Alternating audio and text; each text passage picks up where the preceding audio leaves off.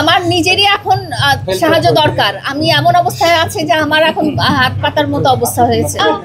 আমার যতদিন নিঃশ্বাস আছে, যতদিন আমি বেঁচে আছি, আর কোনোদিন আমি আপনাদেরকেও, আপনারা আমার ভাই, আপনারা আমার গার্জিয়ান, আপনাদের কাছে অনুরোধ করব, এই ঘৃণিত মানুষের ব্যাপারে, যাকে আমি অনেক ঠিক করার চেষ্টা করেছি, একটা জানোয়ারের চেয়েও সে অধম প্রাণী, তার সাথে আমার নামটা আর দয়া করে জড়াবেনই না। এবং আমি আর তার নামও শুনতে চাই না, তার ছায়াও দেখতে চাই না। যতদিন আমার নিঃশ্বাস আছে, আমি কোনোভাবেই সে যেই পথে যাবে আমি ওই রাস্তা দিয়েও হাঁটবো না।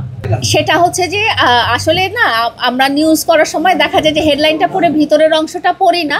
ভিতরের অংশে আমাকে বলা হয়েছে যে তুমি টাকা দিয়ে প্রিন্স মামুনকে টার্গেট করেছো। প্রিন্স মামুনের যেটা অভিযোগ ছিল যে আমি টাকা দিয়ে প্রলোভন দেখিয়ে তাকে টার্গেট করেছি। আমার কথা হয়েছে যে তার মতো একজন কি বলবো, একজন এইরকম একটা অমানুষ জানোয়ারকে কেন আমি টার্গেট করব? যদি আমার এতই টাকা থাকে এবং আমার যদি ওই নেশাটাই থাকে যে আমার একজন সেলিব্রিটিকে টার্গেট করতে হবে, তাহলে তো আমি সর্বোচ্চ পর্যায়ে টার্গেট করব। সেই জন্যই কথাটা আসলে বলা। আসলে এমন না যে আমি ওনাকে টার্গেট করব, তাকেই টার্গেট করব, এটা আসলে কোনো